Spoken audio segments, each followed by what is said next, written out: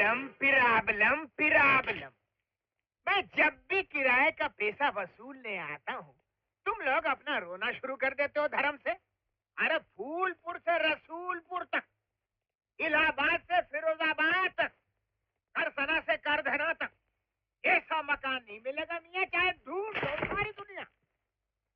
आज से मैं एक नया कानून लागू करने जा रही हूँ। रात को लाइट नहीं जलेगी, दिन में पंखा नहीं चलेगा, हर कमरे वाले को सिर्फ 1 हंडा पानी मिलेगा, दूसरे का पैसा एक्स्ट्रा। अरे तुम्हारा काम धंधा चले नहीं चले, मेरा पैसा टाइम पे मिले। ओए पिट्टे मुंह, जब देखो लटकता ही रहता है। इसका किराएदार कहाँ है? मैंने भी उसको पहले दिन घुसते देखा था, उसके बाद तो उसको निकलते हुए नहीं देखा। तो फिर आज तू उसे देख ही डाल ललन, क्योंकि आज मुझे उसका बाकी पूरा चाहिए। अगर तू उसका भाड़ा नहीं लाया तो अपने खाने का कबाड़ा ही समझ। अरे वो बहुत चालू है, उसके चक्कर में तो मैं भूखा रह जाऊंगा। कल ही मैं उसको छुप के पकड़ ही लूंगा। रानी, आज तो तू खाना खिलाएगी ना? मैं तुझे खाना दूंगी और मैं तुझे लंगोट पिनाकर गोबर के ओपले थपवाऊंगी। हाँ, मैं उसको पकड़ूंगा, जरूर पकड़ूंगा।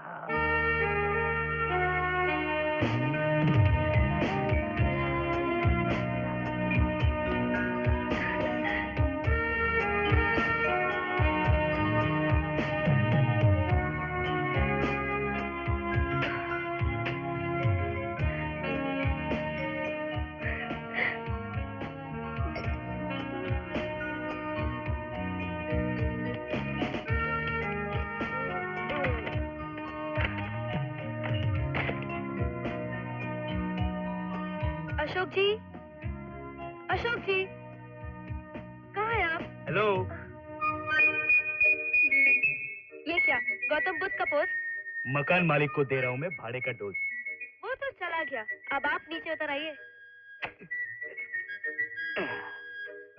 मैं रोज रोज आपको तकलीफ देता हूँ, आई एम सॉरी।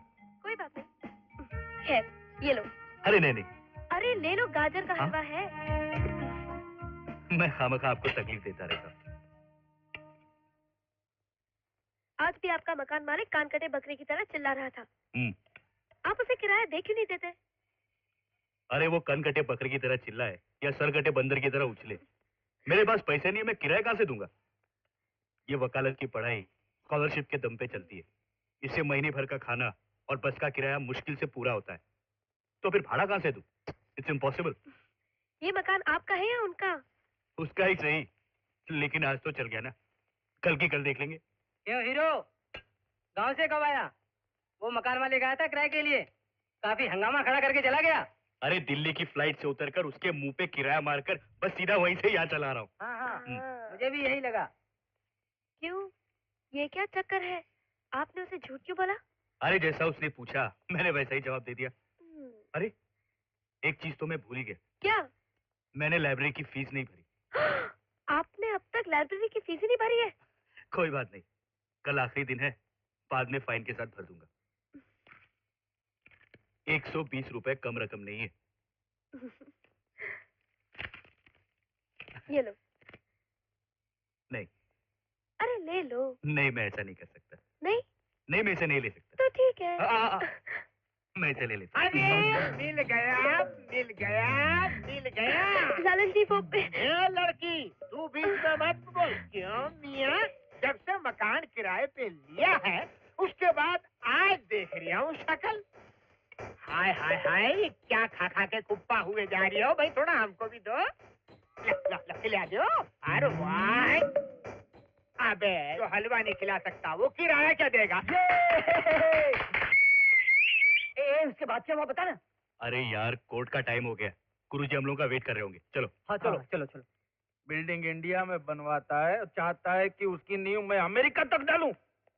इतने कंकड़ और पत्थर क्या मैं चोरी करके लाऊं? सर सर, वो फर्जी हॉस्टल जो हमने कभी बनवाया ही नहीं, उस हॉस्टल के फाइल की इंक्वायरी अब शुरू हो गई है। होम मिनिस्टर के सेक्रेटरी ने मुझे अभी अभी बताया। अपना माथा पीट, पीट अपना माथा। तुझे क्या लगता है कि मैं मर गया हूं? इंक्वायरी ऑफिसर के आने से क्या होगा? दांत उखाड़ लेगा क्या? सर, यही वो जगह है जिस हॉस्टल का सर्वे नंबर आपकी फाइल में है। सर्वे नंबर को छोड़ो, ये बताओ कि हॉस्टल का। सर, आपसे पहले जितने भी ऑफिसर आए हैं उन्होंने हॉस्टल ना होते हुए अपनी रिपोर्ट में लिखा है कि इस खाली जगह पर हॉस्टल है। ना होने पर भी लिखा गया है कि हॉस्टल है। Stop the jeep.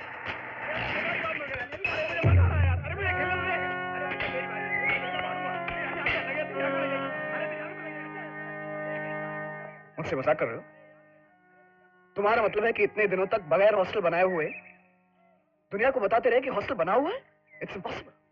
आप अपनी आंखों से देख तो रहे हैं सर। इधर आओ।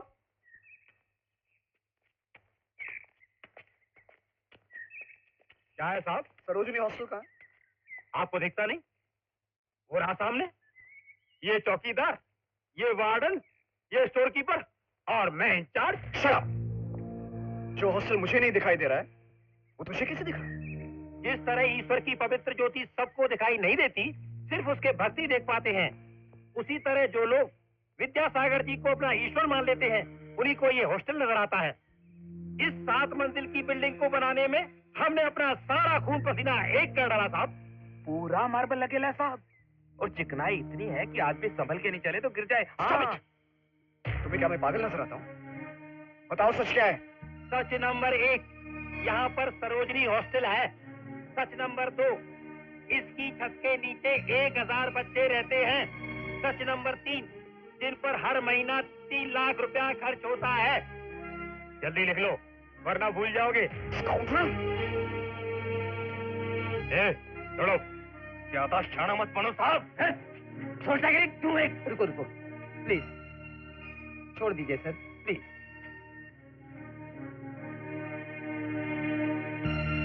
हमने जो बोला है वही लिखना, समझे? हाँ। चलो।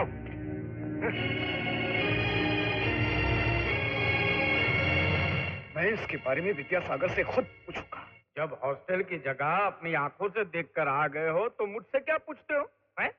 जो तुमने देखा है वो सच है। हॉस्टल अपनी जगह पर है, लिख दो, और हमको क्या करना है वो बता दो।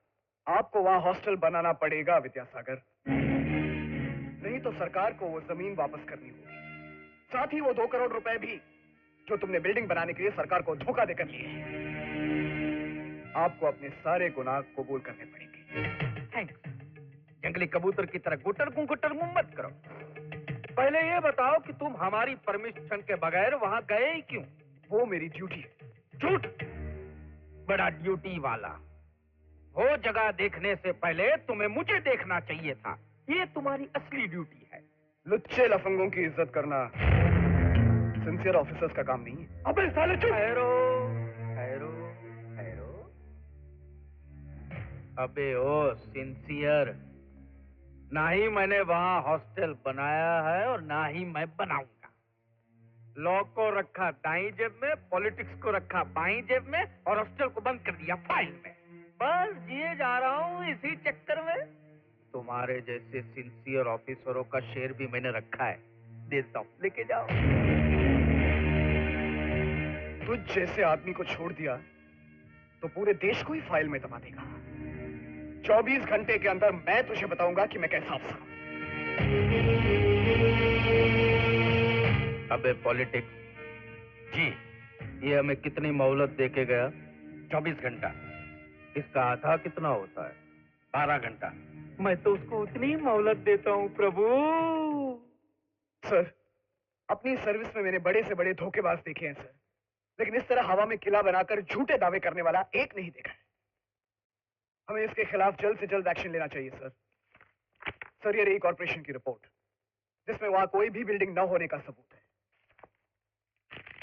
ये देखिए, जनगणना के दफ्तर में साफ साफ लिखा है कि उस हॉस्टल में रहने वाले बच्चों का इस शहर में कहीं नामो निशान भी नहीं।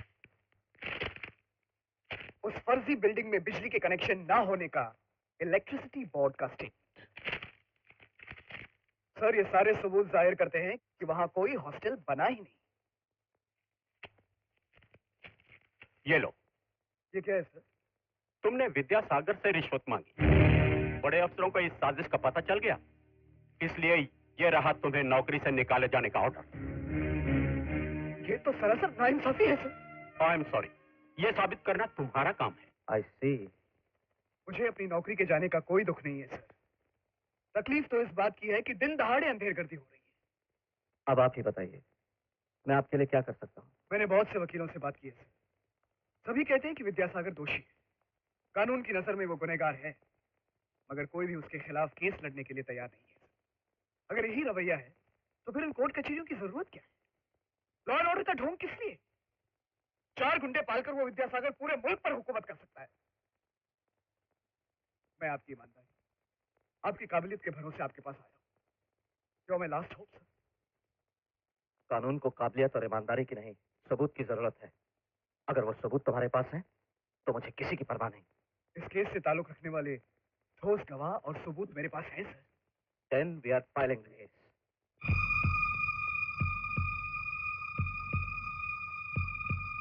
Well, now we all know the details of the case. Ravi, अगर तुम होते तो इस केस को कैसे डील करते? सर, इस केस के बारे में हम सब एक ही फैसले पर पहुंचे हैं। हाँ, कौन सा फैसला? सर, हमसे पूछने से अच्छा आप अशोक से ही पूछ लीजिए। हाँ, मैं भी यही चाहती हूँ। उससे क्या पूछो? उससे पूछूंगा तो एक ही जवाब मिलेगा कि विद्यासागर के जिस्म के टुकड़े टुकड़े कर दो। अगर आप मेरी बात माने तो उसका सोल्यूशन यही है, लेकिन आप तो मेरी बात मानेंगे नहीं। इसलिए एक छोटा सा आइडिया। क्या है? सरोजिनी हॉस्टल की बिल्डिंग जो बनवाई नहीं गई, लेकिन दावा है कि बनवाई गई है, कह दीजिए कि गिर गई और उसमें रहने वाले 200 अनाथ बच्चों की मौत हो गई। बस इस बात का मुकदमा विद्यासागर पर फाइल कर दीजिए। मगर जो बिल्डिंग बनी ही नहीं, वो गिरेगी कैसे? बनाई नहीं, इसलिए गिर गई। जो बिल्डिंग बनी ही नहीं, उसके गिरने का मुकदमा तुम किस सेक्शन के अंडर फाइल करोगे? विद्यासागर भी यही पूछेगा और अपने ही जाल में फंस जाएगा। अगर वो ये कहता है कि बिल्डिंग गिरी ही नहीं, तो उसे ये मानना पड़ेगा कि वो बिल्डिंग बनी नहीं थी। लेकिन वो तो कहता है कि उसने बिल्डिंग बनाई है। तो उसे मानना पड़ेगा कि वो बिल्डिंग गिर गई। और अगर मान लेता है तो गिरने से जो नुकसान हुआ है उसका हर्जाना उसे भरना पड़ेगा। अगर वो कहे कि बिल्डिंग नहीं गिरी है तो उसे ये मानना पड़ेगा कि उसने हॉस्टल बनाया नहीं। अगर मान लेता है उसने बिल्डिंग बनाई है तो उसे ये मानना पड़ेगा कि वो बिल्डिंग गिर गई। करेक्ट। हाँ, फौरन उन लोगों को नोटिस भेजिए। अशोक की इस आइडिया से तो उन बदमाशों की हालत बिल्कुल तड़पती हुई मछली की तरह हो जाएगी।